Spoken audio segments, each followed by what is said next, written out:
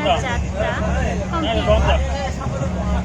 সেইখানে আপনার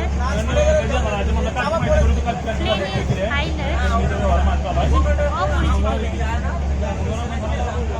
আপনি যদি ট্রেনে ট্রাভেল করেন সেখানে যাত্রা করার সময় লোকো পাইলট আপনাকে আপনার গন্তব্যস্থলে পৌঁছে দেন।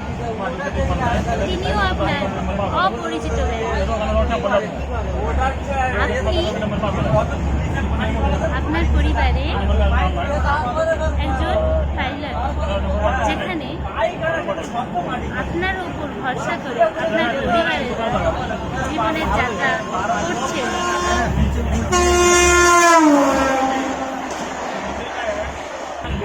সেই যাত্রা সেই গন্তব্যস্থলে পৌঁছাবার দায়িত্বটা আপনার। তাদের ব্যবস্থা করতে